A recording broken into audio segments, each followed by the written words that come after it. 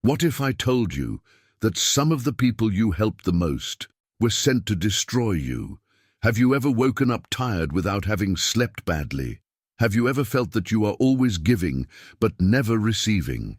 Have you ever looked at your life and realized that the people you loved the most were exactly the ones who hurt you the most? Pay attention to what I'm going to tell you right now, because this might be the most important thing you're going to hear today. Not everything that seems good comes from God. There are people who come into your life with the face of a blessing and the soul of a trap. There are requests for help that seem legitimate, but it is a web. There are relationships that seem anointed, but they are sucking your peace, your faith, and your energy. And you are still there, thinking that it is an obligation to love until you bleed. Jesus said, "Give the Holy One to the dogs, not even throw your pearls before the swine." Matthew 7:6. This is not cruelty, this is discernment. God didn't call you to be everybody's doormat. He called you to be light, and light doesn't illuminate those who close their eyes on purpose. There's a call on your life that's being delayed precisely because you insist on carrying people who were assigned to walk alone. You are no one's savior. There is already one, and it is not you. In this video, you'll discover how to identify who God has really put in your life and who has come another way. You'll understand why helping everyone else can be a sin disguised as kindness. And you'll learn, perhaps for the first time, to say no, without guilt, without fear, and with a clear conscience before God. Watch until the end. What comes next can completely change the way you see your relationships and yourself. Before continuing, subscribe to the channel. God doesn't put content like this in your way by accident, and the next video might be just what you've been needing to hear. There is a very dangerous lie that has been planted inside churches, within families, and inside your head since you were a child. A lie that looks like a virtue, that has a face of love, that sounds beautiful in services and conversation circles. This lie has a name. The idea that a good person helps everyone always, without questioning, without hesitation, without refusing. You grew up hearing that. Be helpful. Don't be selfish. He who has should give to those who don't have. And those phrases, out of context, turned you into something God never asked you to be, a repository of other people's problems. Goodness is a fruit of the Spirit. It's written in Galatians 5:22. But notice something that almost no one mentions. Fruit has skin. Fruit has seed. Fruit has its right season to be harvested. Fruit is not thrown away in any way, for anyone at any time. Fruit has value, and so do you. The problem is not being kind. The problem is being kind without discernment. And then, my friend, kindness ceases to be a virtue and becomes vulnerability. It becomes an open door. It becomes an invitation to emotional, spiritual, and even financial abuse. Think with me for a second. How many times in your life have you helped someone who wasn't really asking for help? Was you asking for comfort to stay wrong? How many times have you lent money knowing deep down that you weren't going to come back? How many times have you given advice, time, energy, presence, and the person hasn't changed at all, but has kept calling you every time they need more? That's not kindness reciprocated.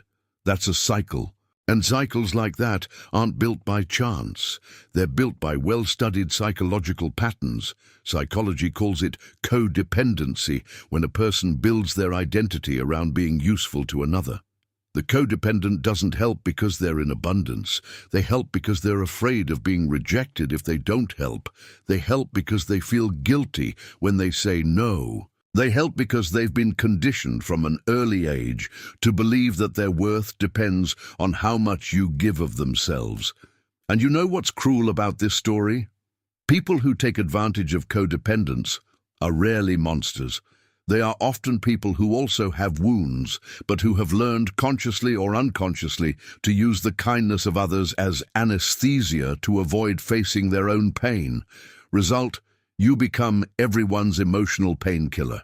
And when the painkiller runs out, when you finally can't take it anymore, these people disappear, or worse, accuse you of having changed, of having cooled down, of not being the same anymore. You haven't changed. You've just exhausted it. Now comes the part that really hurts. Most of these situations could have been avoided if you had exercised something that the Bible mentions more than 40 times. One thing that Jesus demonstrated all along during his ministry. One thing that Christians rarely teach because it is too uncomfortable. Discernment. Jesus didn't heal everyone he met. He didn't feed all the crowds every day. He didn't answer every question they asked him. In John 2:24-25, the Bible says that Jesus did not entrust himself to them because he knew them all. That is discernment in action. The Son of God himself, the kindest being who ever walked this earth, knew that kindness without discernment is not love. It is naivety in spiritual garb. Discernment is not coldness. It is not arrogance. It is not judgment. Discernment is the ability to see beyond appearances, to perceive what is really happening in a relationship, in a request, in a situation, and to act on wisdom, not on the emotional pressure of the moment. When you help someone who doesn't want to be helped, you're not being kind. You're satisfying your own need to feel useful, needed, good. That's about you, not about them. And recognizing that isn't easy, but it's liberating. Kindness without discernment is tiring. It destroys relationships. It breeds resentment. It makes you hate people you once loved. It makes you turn away from God because you're too exhausted to pray, to worship, to just exist in peace. Starting today, understand, being kind doesn't mean being unlimited. You have limits. God purposely put them there. Respecting them isn't weakness. It's obedience. This statement will bother a lot of people, and that's okay. Sometimes discomfort is the first sign that something true has just touched something that was dormant inside you. Not every request for help is from God. Let me repeat it more slowly for you to absorb. Not every request for help is from God. There is a widespread belief in Christian circles that anyone who comes to you with a need has been sent by God for you to fill it. That every opportunity to help is a divine mission. That to refuse is to disobey. And this belief, although well-intentioned, has been silently destroying lives. The Bible speaks of the enemy as a roaring lion looking for someone to devour, 1 Peter 5:8. But it also says that he disguises himself as an angel of light, 2 Corinthians 11:14. What does this mean in practice? It means that not everything that seems like a blessing is a blessing. Not everything that seems like a call from God comes from God. Some people come to you not because God sent them, but because they have identified a pattern in you. You say yes. You feel guilty when you say no. You go too far not to disappoint. And that, for people with wrong intentions, whether they know it or not, is a treasure map. Let's be practical. How do you differentiate a request that comes from God from a request that comes from another source? First, look at the historical pattern. Does the person only show up when they need something? When things are going well in their life, does they disappear? When you needed them, was they there? Healthy relationships have reciprocity. They may not be equivalent at all times, because there are different phases in each person's life. But there is a balance over time. If the scales are always on the same side, that's not a relationship. It's an extraction. Second, notice the effect that the request has on you. When God calls you to help someone, it may be challenging, it may even require sacrifice, but there is an underlying peace, an inner confirmation. What the Bible calls peace that passeth all understanding. But when the request doesn't come from God, something in you twists. You feel a grip, a hesitation, a low voice that says, "That's not quite it." A lot of people ignore that voice and call it faith. It's not faith, it's denial. Third, look at what the request requires of you. Does it ask you to go beyond your financial limits? To ignore your own health? To abandon your children, your spouse, your own peace? God doesn't build his kingdom by destroying his servants. When the cost of helping someone is yourself, review. Psychology has a concept called enabling, which in Portuguese we can translate as facilitation or involuntary complicity. It happens when, by trying to help someone, you actually remove the obstacles that person would need to face to grow. The father who always pays his son's debts, the friend who always makes excuses for her abusive boyfriend's behavior, the brother who never lets the relative feel the consequences of his own choices. In these cases, help does not help. Help gets in the way. And you are the one who pays the double price.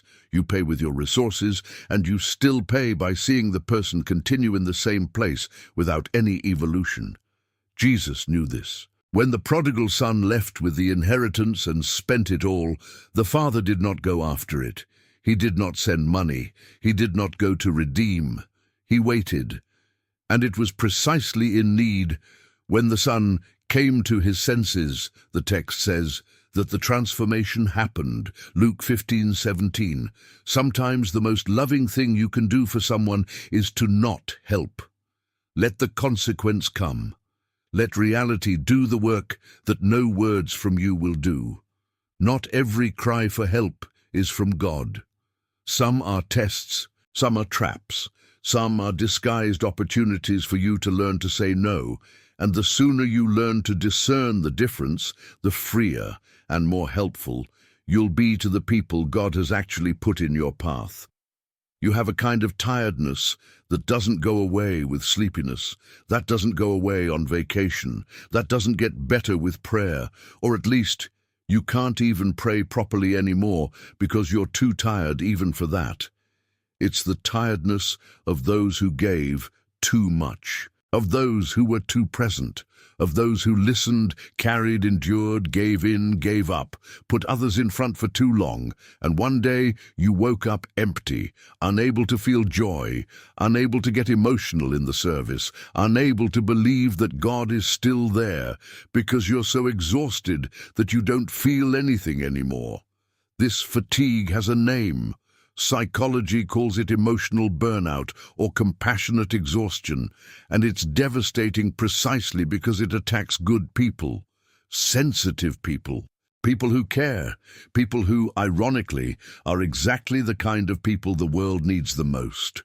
But the world also consumes the most if they don't learn to protect themselves. And the church, many times, unintentionally, worsens the situation. Because in religious culture, there is a glorification of silent suffering, of the servant who never complains, of the believer who is always available, of the leader who cannot show weakness. You have been taught that if you are tired, it is a lack of faith, that if you are sad, it is sin, that you need limits, it is selfishness, and then you swallow it. You keep going. You smile on Sunday and cry in the car on Monday. This is not spirituality. This is illness masked as devotion.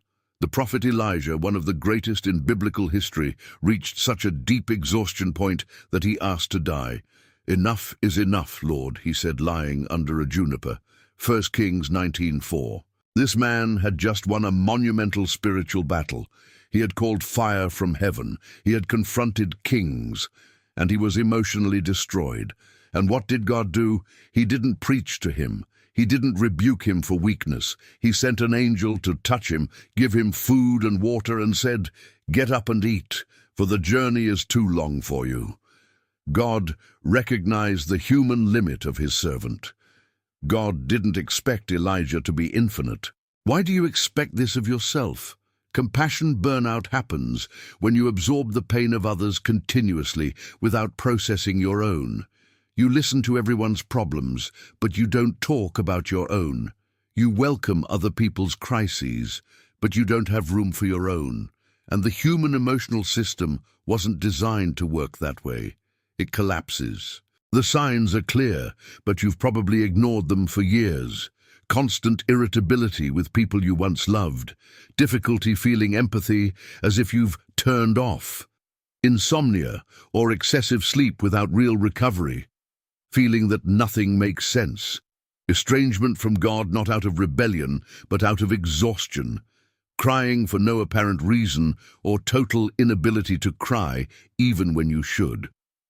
Did you recognize any of these symptoms? So you have to be honest.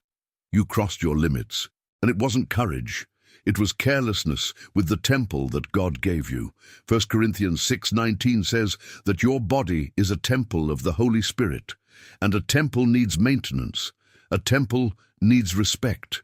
No one walks into a holy temple with mud on their feet, throwing garbage, making noise. But you've been letting anyone into your emotional space, any time, in any way, and then wonder why the temple is in ruins. Taking care of yourself is not selfishness. It is stewardship. You are accountable to God for the human being He has placed inside you, and this human being has needs, limits, frailties, and all of them are legitimate. The weariness that no one talks about in church needs to be talked about. It needs to be named. It needs to be dealt with, because an exhausted servant doesn't serve anyone well. He doesn't serve his neighbor, he doesn't serve his family, and he certainly can't serve God with joy and wholeness. You don't have to turn it off to enlighten others. That's not light, that's fire. There is a question that can completely change the way you evaluate your relationships. A simple, straightforward question that most people have never asked because they are afraid of the answer. The question is this: after being with this person, do you feel fuller or emptier? Keep that question. It is a spiritual and psychological thermometer at the same time. God is a God of life, of abundance, of fullness. John 10:10 says that Jesus came so that we might have life and have it abundantly. This is reflected in the relationships He builds. When God connects two people, whether in a friendship, in a marriage, in a ministry, in a business partnership, there is something that flows, there is exchange, there is mutual growth. Sometimes there is tension, because growth takes effort, but on balance, the presence of that person in your life moves you forward. Now think about the relationships that drain you, about the people who, when you see their name appear on their cell phone, something in you closes. It's not indifference. You care about them. Maybe you even love them. But there is a weight, an anticipation that it will be difficult, tiring, demanding. And when the contact ends, you need time to recover. That doesn't mean that every difficult relationship is wrong. Real relationships have friction. They have conflicts. They have moments of difficulty. It's not the absence of difficulty. It's the pattern. It's what's left over later. Psychology distinguishes two types of people in any relational system: those who energize and those who drain. This is not moral judgment. It is observation of dynamics. Some people arrive in an environment and elevate it. They bring ideas, enthusiasm, constructive presence. Others arrive and suck the oxygen out of space, not necessarily out of malice, sometimes because of unresolved wounds, because of unconscious patterns, because of emotional needs that go beyond any healthy human relationship. The problem is when you are someone's only lung, when a person breathes because you stop breathing. In the relationships that God commands, there is a very specific element: grace. It's not that it's easy, it's that there's a supernatural ability to endure difficult times and keep going. Have you ever felt that? Being in an objectively tough situation with someone, but feeling like you can do it, that you have breath, that in the end there's still something good left. In non-God's relationships, grace is not present in the same way because He didn't anoint it. You try twice as hard, 3 times as hard, and yet it feels like you're walking on quicksand. The more you move, the sinker you go. Learn to observe the fruit. Jesus said, "By the fruits you will know them." Matthew 7:16. This is true of people, not just false prophets. What does that person's presence produce in your life? Peace or anxiety? Clarity or confusion? Growth or stagnation? Faith or doubt? Love or guilt? Whoever God sends can challenge you, but it doesn't humiliate you. It can correct you, but it doesn't destroy you. It can ask you for something difficult, but it doesn't ask you to get lost to find it. And there's more. Those who God send are also interested in you. Not only in what you can do for them. There is genuine curiosity about their life, their pains, their dreams. There is reciprocity, not perfect, not symmetrical all the time, but it exists. You don't need to beg for attention, for consideration, for a minimum of care. If you're in a relationship of any kind where you need to constantly fight to be seen, heard, valued, that's not a God-sent relationship. It's a relationship that's teaching you something about your own standards and the urgent need to review what you accept in the name of love. Whoever God commands doesn't drain you, it fills you. And you'll know, not because someone told you, but because you'll feel the difference in your body, your mind, and your spirituality. There's a scene that many people have lived through but few talk about openly. You say no to someone, maybe for the first time, and instead of feeling relieved, you collapse. The guilt comes in immediate, heavy, suffocating. You begin to question, did I do the right thing? Am I selfish? Is God disappointed in me? That reaction is not weakness. It is the result of years of conditioning. You have been trained by family, by religion, by culture, to associate no with rejection, abandonment, lack of love. And now that you have finally said it, your whole internal system is on alert, waiting for punishment. But what happens next is what will surprise you. When you learn to say no from a place of discernment, not of anger, not of selfishness, but of alignment with what God really wants for you, something changes, not immediately. You usually go through a period of discomfort, of pressure, perhaps of conflict with those who were used to your automatic yes. But after that period comes the harvest. Psychology calls this process healthy differentiation, the ability to distinguish oneself emotionally from another, to have one's own opinions, to make choices based on one's values, not on the approval of others. People who develop this skill have better relationships, more stable mental health, and, interestingly, are more genuinely loved because the people around them learn to respect who they really are, not just what they do. In biblical terms, this is called walking in the Spirit, rather than walking in the flesh. The flesh yields because it is afraid. The Spirit acts because it has wisdom. Think about the practical consequences of saying no when it's necessary. When you refuse that financial request that you know will hurt you, you protect your family. When you say no to participating in something that goes against your values, you preserve your integrity.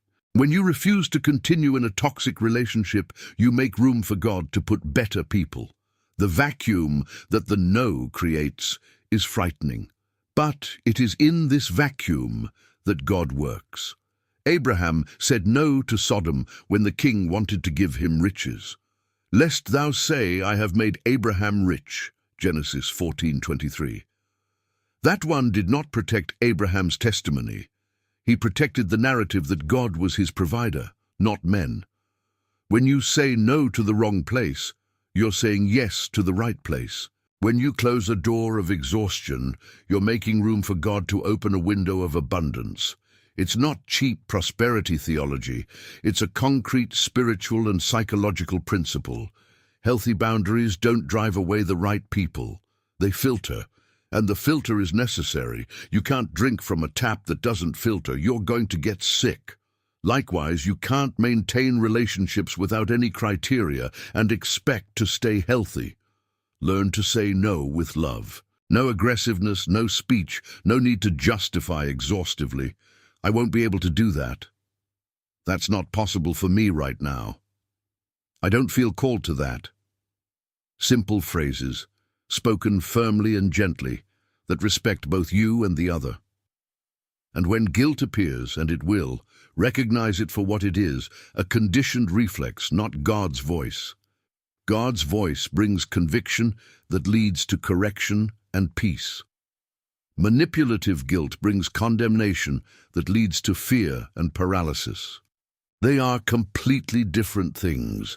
The day you learn to say no when you need to will be one of the most important days of your journey, not because you'll become selfish, but because you'll finally start acting righteously. And people of integrity are the very ones God uses most powerfully. We have reached the most liberating and at the same time most difficult point to accept from everything that has been said so far. You weren't called to save everybody. Breathe. Let that in. There is a type of person, maybe you are one of them, who carries an immense weight on their chest for the pain of the world, who sees someone suffering and feels as if it was their personal responsibility to solve it, who can't rest while knowing that someone around them is bad, who feels guilty for being well when others are not. This sensitivity is a gift. But like any gift without government, it can become a curse. The mission to save humanity has already been accomplished by one who was qualified to do so, who paid the price demanded, and who was resurrected to confirm that the job was done. It's not you. It never was. And the sooner you free yourself from the illusion that you need to be the savior of those around you, the more effective you will be at what God has truly called you to do. Jesus, during his 3-year ministry, didn't come to every city. He didn't heal every sick person in the world. He didn't save every prisoner. He didn't feed every hungry. He didn't raise every dead person. He went where the Father told him to. He did what the Father showed. No more, no less. John 5:19 says that Jesus didn't do anything on his own. He did only what he saw the Father do. This is discernment in its highest form, not acting out of emotional impulse or social pressure, but out of divine direction. Psychology has a concept called the Messiah complex, when a person develops the belief that he or she is responsible for the well-being and salvation of others.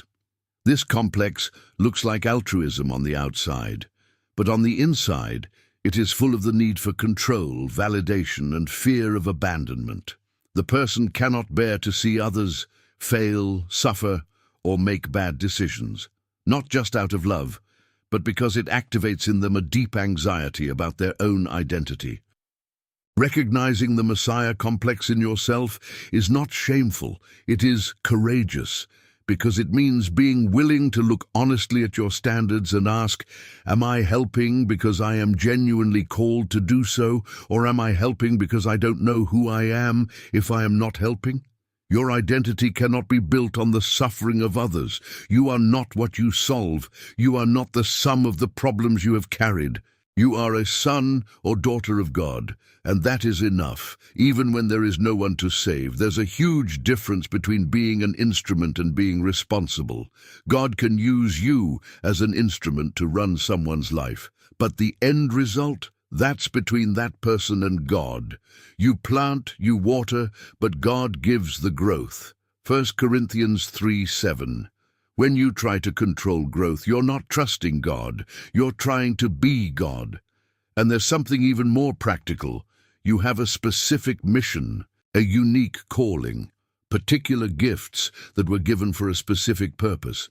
And every time you deviate from that mission to try to solve everything and help everyone, you delay, sometimes irreversibly, what God had specifically planned for your life.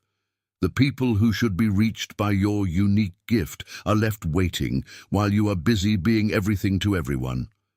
Focus. Discreet. Ask God, who do you want me to help? Where did you send me? What has you called me to do? And then do it with excellence, with presence, with genuine love. And the rest, trust. God has other people, other instruments, other ways to reach out to those you weren't called to reach. Your mission is not to save everyone. It is to fulfill with fidelity and integrity what you were created to do. And when you do that, when you stop chasing after every calling that isn't yours, you'll discover something you may have forgotten what it feels like. lightness, peace, and the certainty that finally you are exactly where God has always wanted you to be.